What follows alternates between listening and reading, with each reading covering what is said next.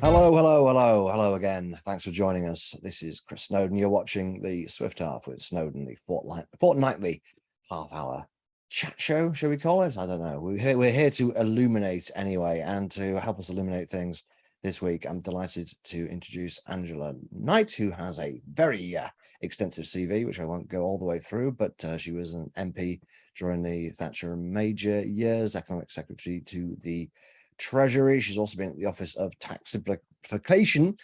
But I'd mainly like to talk to her because she was the CEO of Energy UK between 2012 and 2014. And this is, of course, the most pressing issue, I think most people would agree, facing the country at the moment. So Energy UK is a trade association for the various retail energy companies in Britain. Angela, thanks for joining us. It's a pleasure. Good morning. So can you tell us very simply what's going on with the energy market?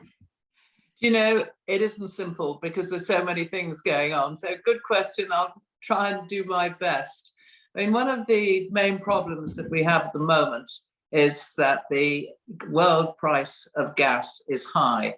It's high for two reasons. I mean, firstly, because it's simply that demand is greater than supply consequent upon economic recoveries post the lockdown and the pandemic.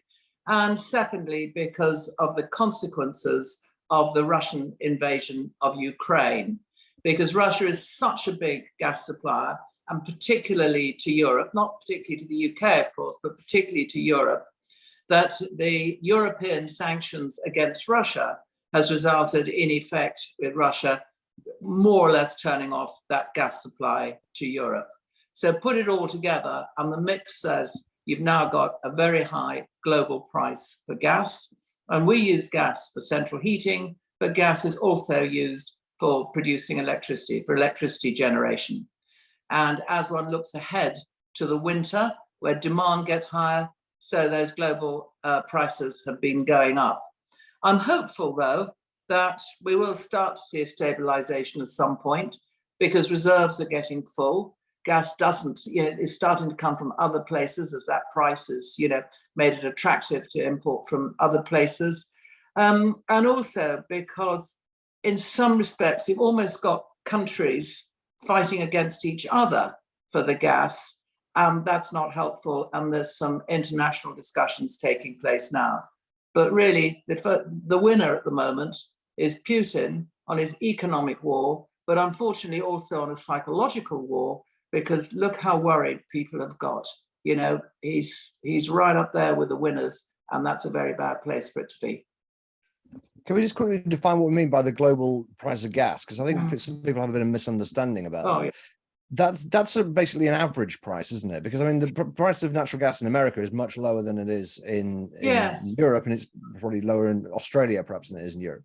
No, it's a very fair point, and I probably used the word rather too loosely, because America is, of course, not only self-sufficient, but it's also an exporter. And if you are self-sufficient, you're not out there demanding more gas. So, of course, it does mean that your home price is rather different. We pull about 50% of our gas out of the North Sea. We have long-term contracts with Norway, the Norwegian part of the North Sea, and we do import in the LPG, that's liquefied petroleum gas, but we only bring in about 10, max 15%. So in some respects, we are more self-sufficient. We're not self-sufficient, but we've got our supplies there.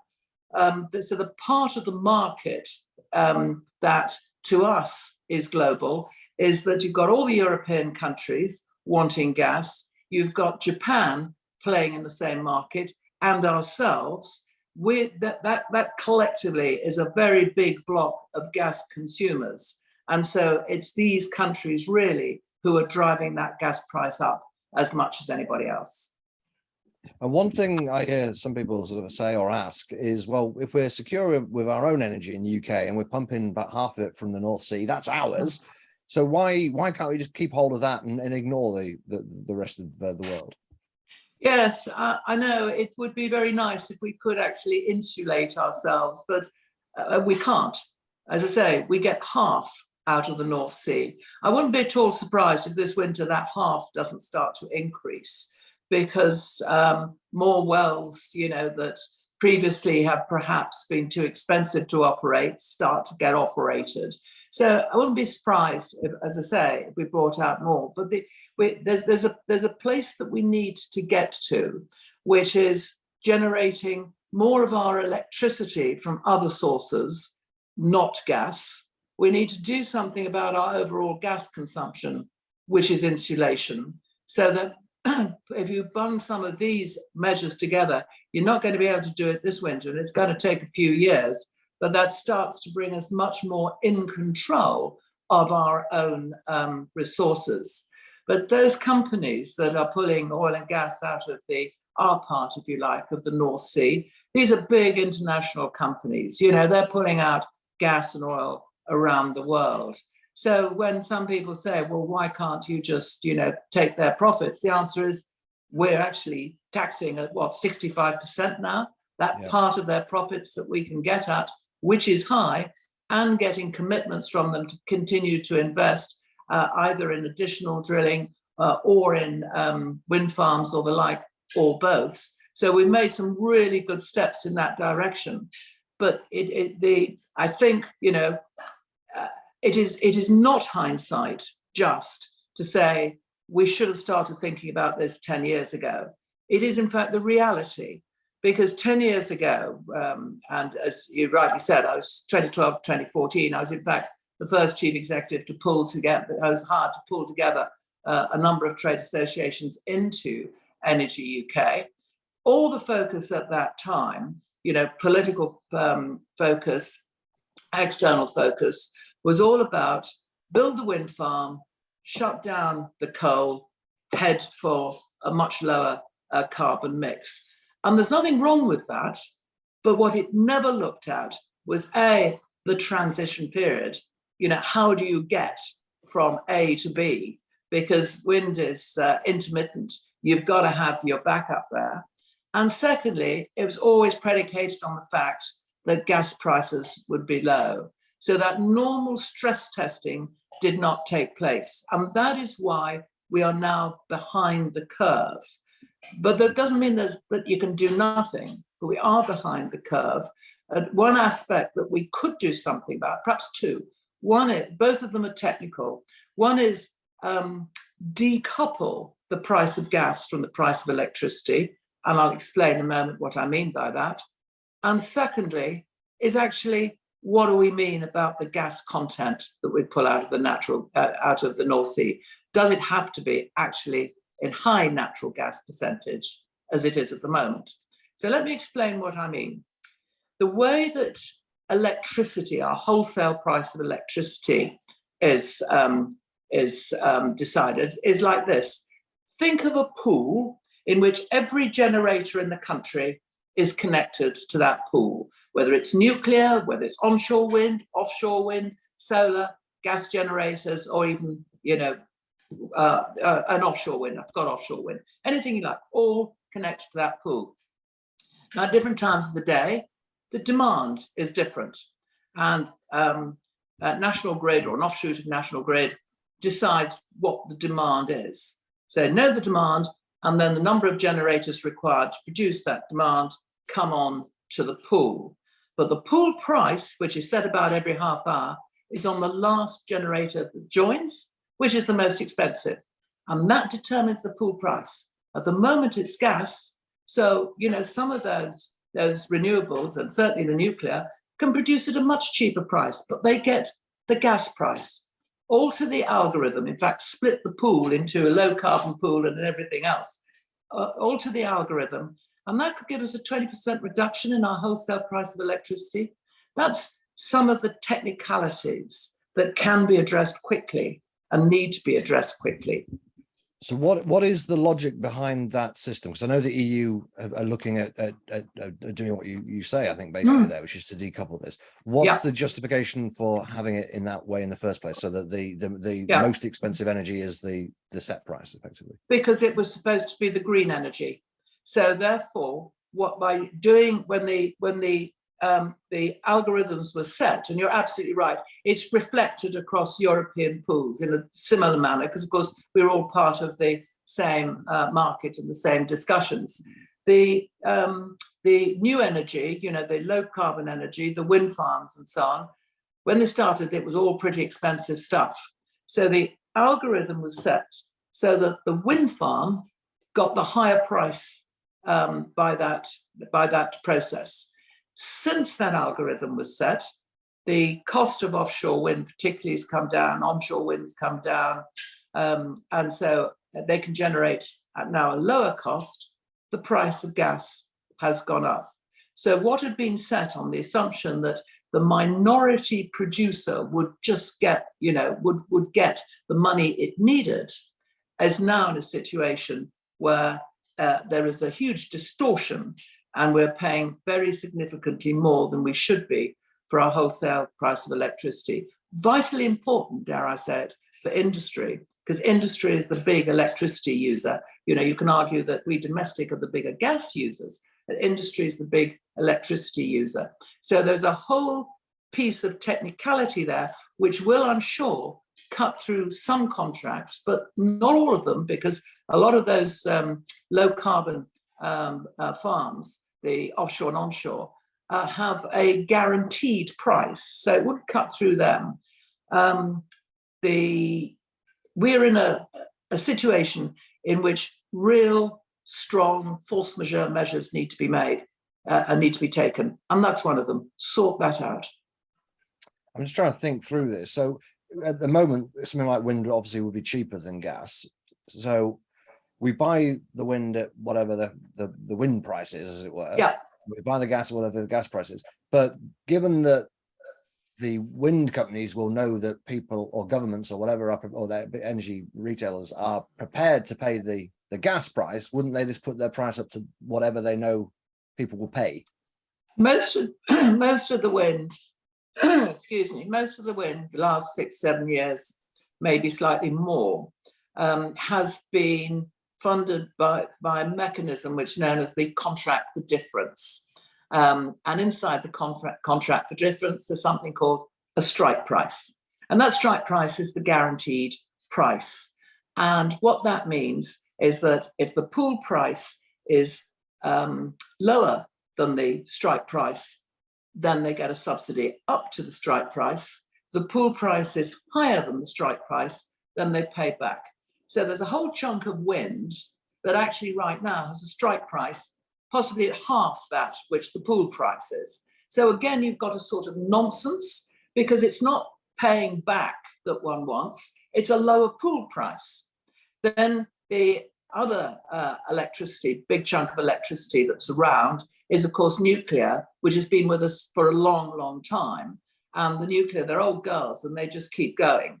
And they can therefore produce, because they're 40 years, they're producing at a lower cost, because of course the capital cost has been written off. So you're right to flag that there are issues, but I don't think the issues are as great as people pretend they are. I think there's a certain element here of defending a status quo, and that is actually something that we simply should not do. If we go back to pick up the actual point, particular point that you're saying, what I would suggest to you is if we had let's call it a low carbon pool, the highest price of the low carbon pool would be the highest strike price that's ever been agreed.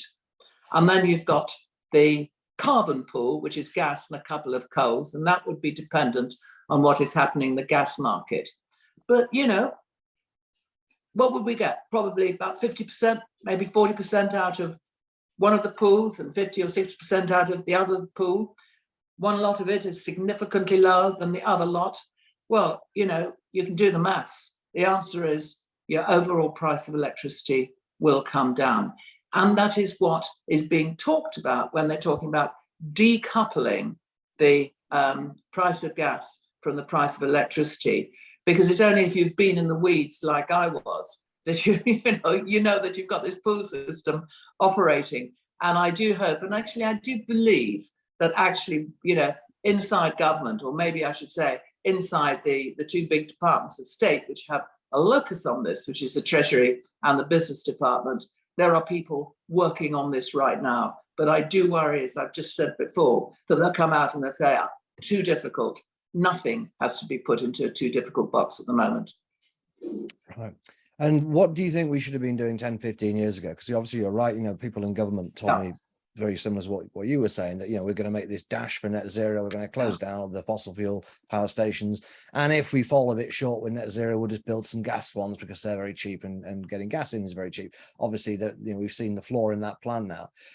What should we been doing, 10, 15 years ago? More fracking, more nuclear, or what? More renewables? I actually both. First of all, we should have been doing a proper scientific fracking trial. Fracking has got very, very emotional. And you've got people in, the over my dead body camp on that, because there have been issues in America, because the States has been a big fracker, and it's done some of it badly, but it certainly hasn't done all of it badly. And so we should have that proper, sensible, clear scientific trial. I actually think that can still go ahead. I appreciate we're behind, but the fact that the horse has bolted, but it's not out of sight, we should do that. On the nuclear, well, often people think of nuclear as just these huge, great power stations, which cost billions to build and take sort of 10 years plus, and they start to overrun. And so your 10 years becomes 12 years and so on and so on. There are small-scale nuclear reactors. Rolls-Royce has developed them. Rolls-Royce, of course, has been heavily engaged in nuclear for years. Just the nuclear for submarines and things like that. So the small-scale nuclear power stations have got a number of benefits. One is they're repeatable. So you're doing the same design, one after the other. You're not doing a sort of a one-offs, big ones all the time. The second is that you can build them in two-ish years for 2-ish billion. Now, 2-ish billion is still a hell of a lot of money, but it makes it investable by the private sector, pension funds, investment funds, global funds, that sort of thing. Whereas when you're talking about the 20 billion one-off 10 years station, it's going to take you a long time to get your money back. And, that's a heavy upfront cost. So they tend to have to go off government balance sheets. Yeah. So you've got something that is repeatable. It's small. You can do it quickly. You can do it at a price and a speed that makes it investable by the private sector. Seems to me to be a bit of a no-brainer. And rather than, put them in new places, so you then have to alter the grid and all that sort of thing, you put them on the places where existing nuclear power stations are, either the ones that are still running or the ones which are closing down, because the grid's already been built there. There's been a big sort of emotional reactions which say, all about anti-nuclear. And I don't think one should put any of these emotional reactions to one side, whether it is fracking, whether it is nuclear or whatever. But one has to deal with it sensibly, clearly, scientifically, with a plan. And I'm afraid the plan piece has been the piece that is missing for so long. And we'll just build another gas-fired power station is not an answer to a question. The question is far more about how you carefully get from A to B and the various stages in place. That gives confidence, that stops panic, and that makes what you're doing investable, which is very, very critical. Interesting. Well, let's bring things up to the present day, because we are where we are.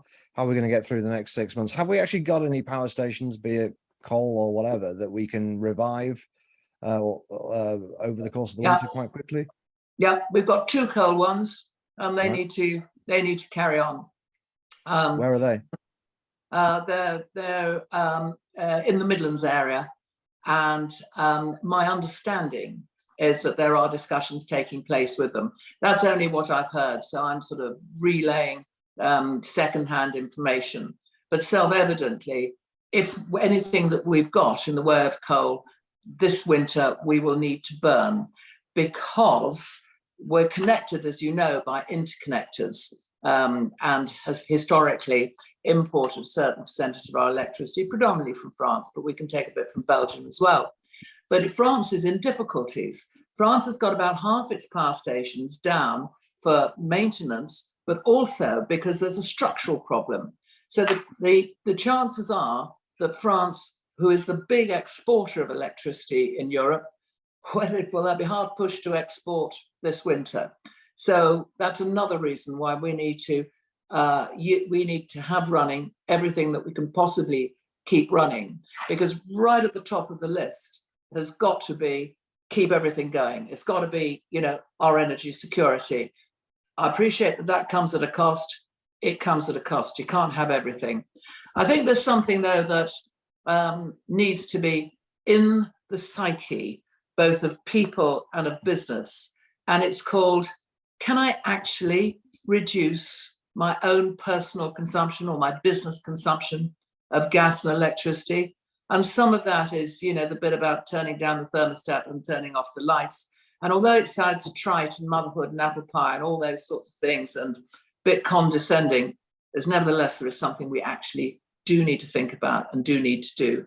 And government will have to come out and provide more in the way of financial assistance, particularly to the older parts of the population and also those who are on welfare. They've done some steps, so there's more, they need to do more. And there's some serious thinking back on industry. What do we do about industry? Because they do not have any caps or subsidies. There's the big energy users, there's something there for them. But, we've all heard about the pubs and the shops and the small businesses. So there's a question mark there. What's going to happen? I don't have an answer. And I don't know, you could do it two ways. One is you could actually do something for them in terms of their price. And I have to say, my point about the electricity pool is one thing that you can do. There's another that seems to be run around, which says, don't do it off energy, do it off business rates. There's not much time left to come to some serious decisions on that. And to my mind, those decisions need to be made in the next couple of weeks, get the new leader in place, the work's been done in the Treasury, make the decision, go for it.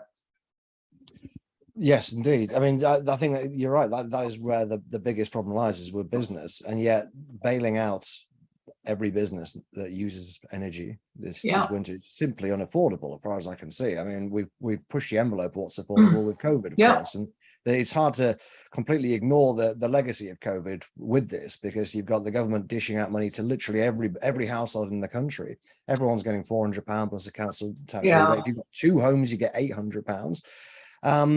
My view is that with the new energy cap in, and looking ahead to winter and keeping our fingers crossed that things don't get too much worse, is that clearly people on low incomes are going to need support, but we shouldn't be dishing out support to people on average incomes, and certainly not to the rich. And then we need to look at what we can do with businesses. But like you, I find it very difficult to think of anything that seems economically viable. Well, what do you think of the I mean, you mentioned France there, which seems to me an object lesson in what not to do, because they've essentially frozen prices. As you say, we are going to need to reduce our energy consumption. There's no two ways about it. They haven't reduced their energy consumption in France. I think they're using exactly the same as they did last year, if not a bit more.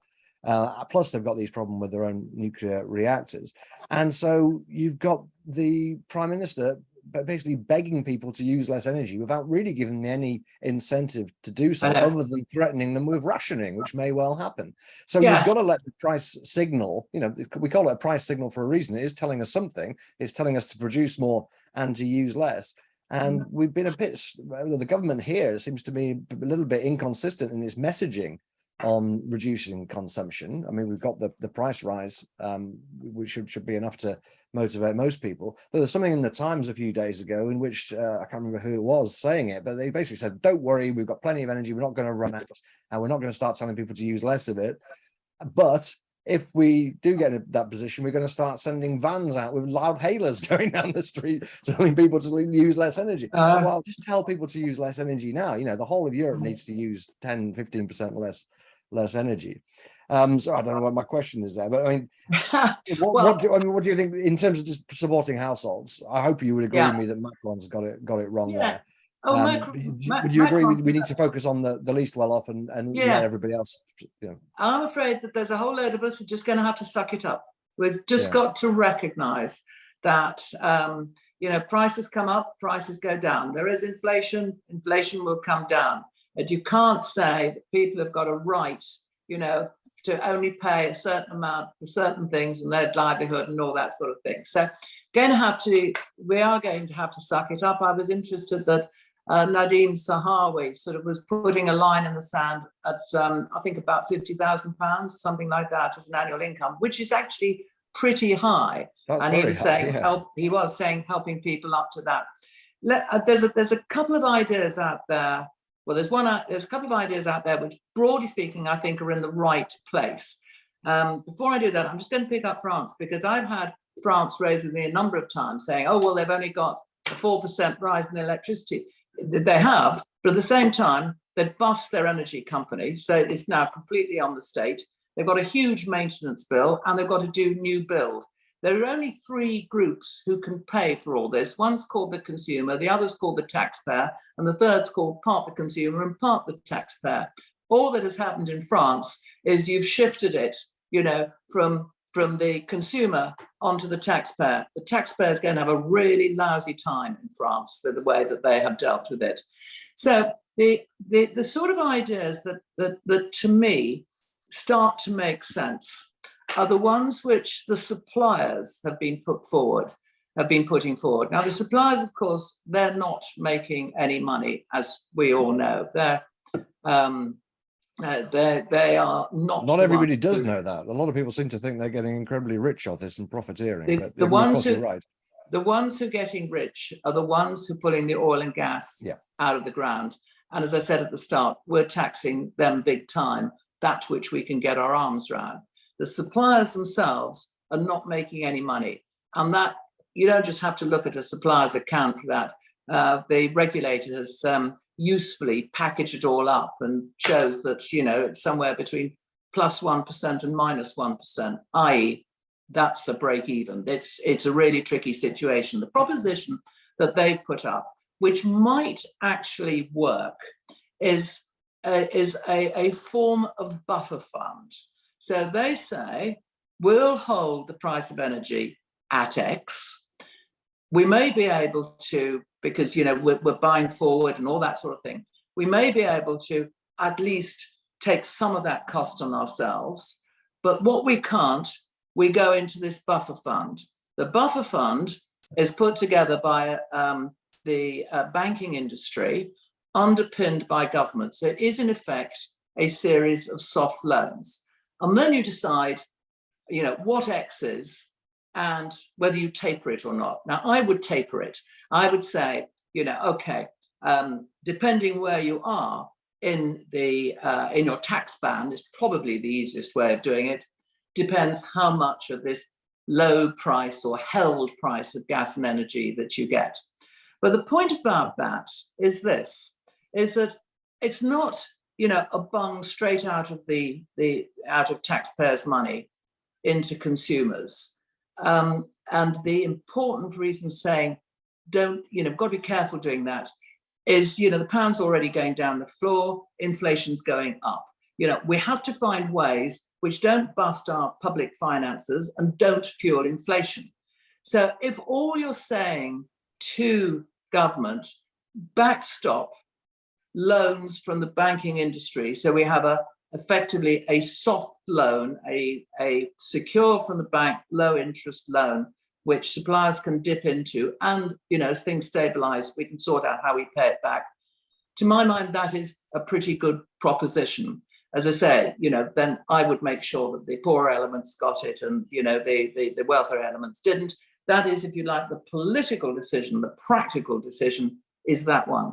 And I know it's been battered away once when it seemed sort of, all embracing, but it's come back again onto the table in the Treasury in a slightly different format, which is much better tapered, much better targeted.